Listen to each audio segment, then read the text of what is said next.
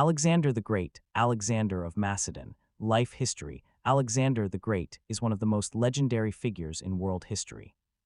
He is remembered as a brilliant military commander, fearless warrior, and visionary leader who created one of the largest empires the world had ever seen.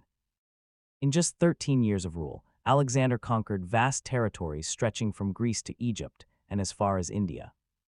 Despite dying at the young age of 32, his impact on history, culture, and civilization lasted for centuries.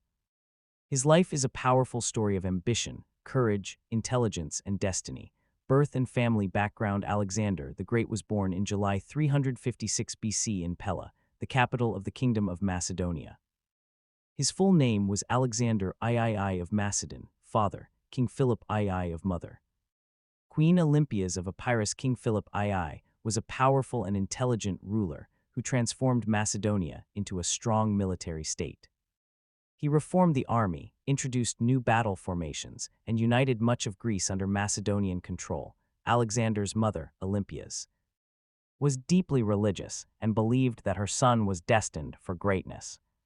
She often told Alexander that he was the son of Zeus, the king of the Greek gods.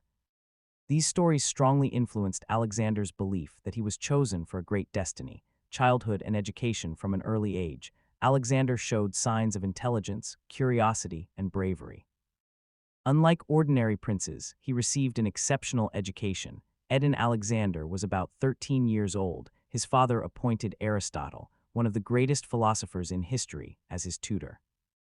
Under Aristotle's guidance, Alexander studied philosophy, science, medicine, geography, politics, literature. Alexander especially loved Homer's Iliad, which became his favorite book.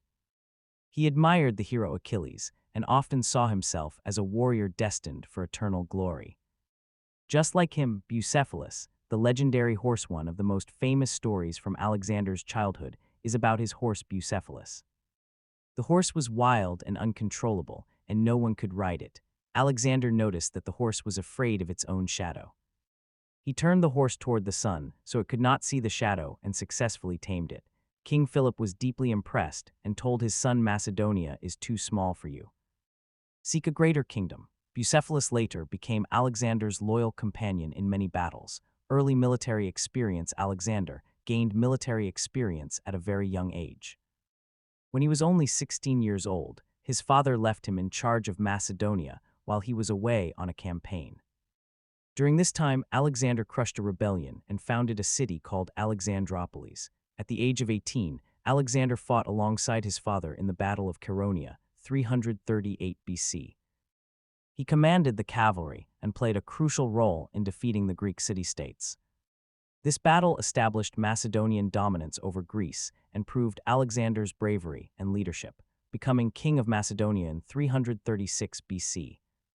King Philip II was assassinated under mysterious circumstances. At just 20 years old, Alexander became king of Macedonia. Many enemies believed Alexander was too young to rule. Several Greek cities rebelled, and tribes in the north threatened Macedonia.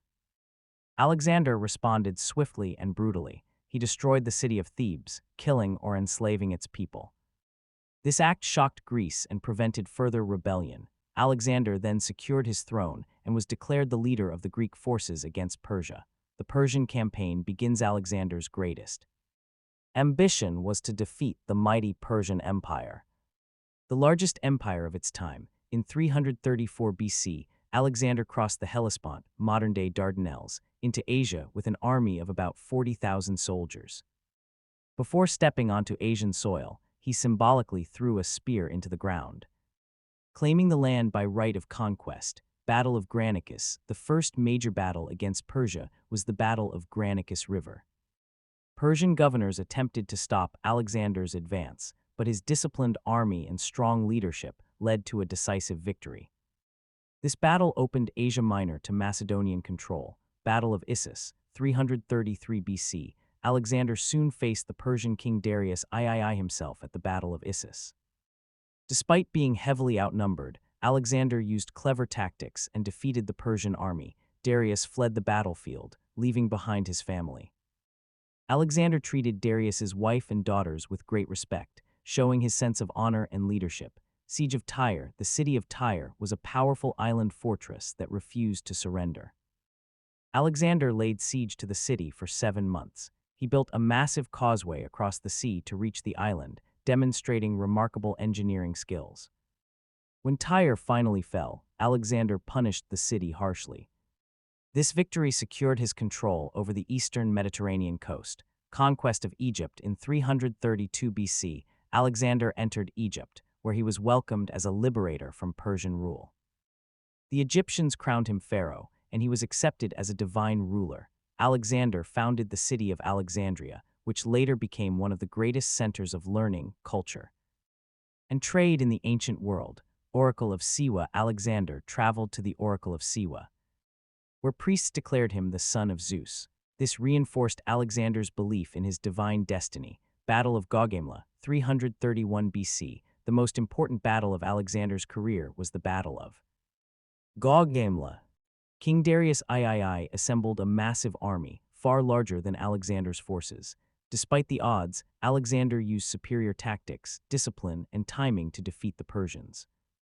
Darius fled once again, and this defeat marked the end of the Persian Empire. After the battle, Alexander captured major Persian cities such as Babylon. Susa. Persepolis, the Persian capital, was later burned, symbolizing the fall of Persian power. Death of Darius III. Darius III was eventually betrayed and murdered by his own men while fleeing.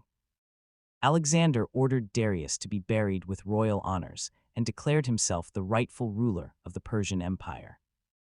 March toward India. Alexander continued his campaign eastward, determined to reach the ends of the world. Battle of Hydaspes, 326 BC, in India. Alexander faced King Porus at the Battle of the Hydaspes River, modern-day Jhelum River in Pakistan. King Porus fought bravely using war elephants. Alexander won the battle with difficulty. Impressed by Porus's courage, he allowed him to remain king and rule his territory under Macedonian authority. Army's refusal to continue after years of continuous warfare. Alexander's soldiers were exhausted and homesick. When they reached the Hyphasis River, they refused to march further east, although deeply disappointed. Alexander accepted their decision and turned back. The difficult return journey was extremely harsh.